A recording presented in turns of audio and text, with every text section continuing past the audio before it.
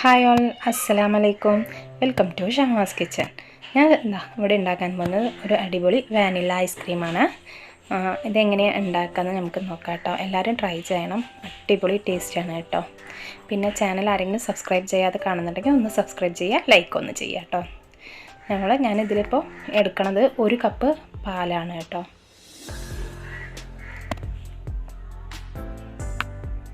അതിലേക്ക് 1/2 കപ്പ് പഞ്ചസാര ഞാൻ ചേർത്ത് കൊടുക്കുന്നുണ്ട്.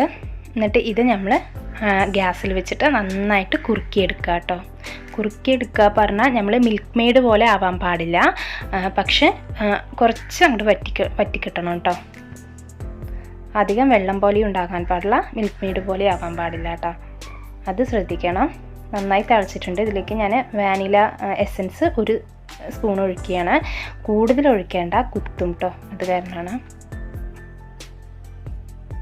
ഇത് നന്നായിട്ട് തിളച്ച് വരട്ടെ. ഫ്ലെയിം കുറച്ച് സിമ്മിലിട്ടിട്ട് ഒന്ന് തിളയ്ക്കാൻ വിടുക കേട്ടോ. നന്നായി തിളച്ച് ഈ പരുവായിട്ടിട്ട് ഇത് മതി. ഞാനിതാ 1 കപ്പ് വിപ്പിംഗ് ക്രീം എടുത്തിട്ടുണ്ട്. അത് നന്നായിട്ടൊന്ന് ബീറ്റ് ചെയ്യുക കേട്ടോ. ബീറ്റ് ചെയ്യുക പറഞ്ഞാൽ നമ്മൾ കേക്കിന് ബീറ്റ് ചെയ്യണ മാതിരി അങ്ങനെ പെർഫെക്റ്റായിട്ട് ബീറ്റ് ചെയ്യുന്നും വേണ്ട, സ്റ്റിഫായിട്ട് ബീറ്റ് ചെയ്യേണ്ട. നമ്മൾ സാധാ കുറച്ച് ലൂസിലൊക്കെ മതി കേട്ടോ. ഈ ഒരു പരുവത്തിലൊക്കെ ഞാൻ ബീറ്റ് ചെയ്തെടുക്കുകയാണ്. അതിലേക്ക് ഞാൻ ഫസ്റ്റ് ഉണ്ടാക്കിയ പാലില്ലേ, അതും ഞാൻ ഒഴിച്ചു കൊടുക്കണം കേട്ടോ. ഞാൻ കുറുക്കിയിട്ട് എനിക്ക് 1/2 കപ്പ് കിട്ടി.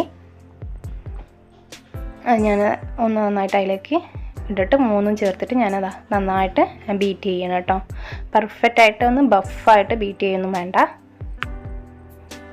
ഇതുപോലെ മതി കേട്ടോ. ഇതാണ് അതിൻ്റെ കറക്റ്റ് ലെവല്.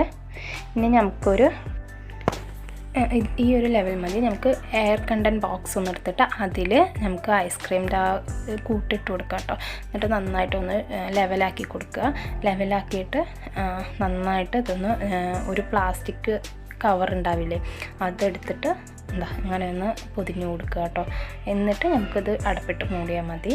ഇത് എന്തിനാണെന്ന് പറഞ്ഞാൽ ഫ്രിഡ്ജിൽ വെക്കുമ്പോൾ ഐസ് ചില്ലൊക്കെ ഒന്ന് വീഴും, അതില്ലാതിരിക്കാൻ വേണ്ടിയിട്ടാണ് കേട്ടോ. ഇനി നമുക്ക് ഓവർനൈറ്റ് ഫ്രിഡ്ജിൽ വെക്കാം. അത് ഓവർനൈറ്റ് ഫ്രിഡ്ജിൽ വെച്ച ഐസ്ക്രീമാണ്. ഇതെങ്ങനെയുണ്ടെന്ന് നമുക്ക് നോക്കാം കേട്ടോ. ഇത് പെർഫെക്റ്റായിട്ട് വന്നിട്ടുണ്ട്. ടേസ്റ്റും സ്ട്രക്ചറും എല്ലാം സൂപ്പറായിട്ടുണ്ട് കേട്ടോ. നമുക്കിത് ഒരു പാത്രത്തിലേക്ക് മാറ്റാം. കറക്റ്റ് ഐസ്ക്രീം ലെവലായിട്ട് വന്നിട്ടുണ്ട് കേട്ടോ. ഇനി വെറുതെ കടയിൽ കാശ് കൊടുത്തൊന്നും വാങ്ങിക്കണ്ടല്ലോ. നമുക്ക് നമ്മുടെ കുട്ടികളുടെ ആവശ്യത്തിന് വീട്ടിൽ തന്നെ നമുക്ക് ഉണ്ടാക്കാം. പെർഫെക്റ്റായിട്ട് വന്നിട്ടുണ്ട് കേട്ടോ. വാനില ഐസ്ക്രീം എല്ലാവരും ട്രൈ ചെയ്യുക, ഫീഡ്ബാക്ക് പറയുക കേട്ടോ. പിന്നെ നിങ്ങളുടെ ഫ്രണ്ട്സുകളൊക്കെ ഉണ്ടെങ്കിൽ അവർക്കൊക്കെ ഒന്ന് ഷെയർ ചെയ്ത് കൊടുക്കുക. അടിപൊളി വാനില ഐസ്ക്രീം റെഡി ആയിട്ടുണ്ട് കേട്ടോ. പിന്നെ അടുത്ത വീഡിയോയിൽ കാണാം കേട്ടോ, ഒരു പുതിയ റെസിപ്പിയുമായിട്ട്. ഇൻഷാ അല്ലാഹ്. അസ്സലാമു അലൈക്കും.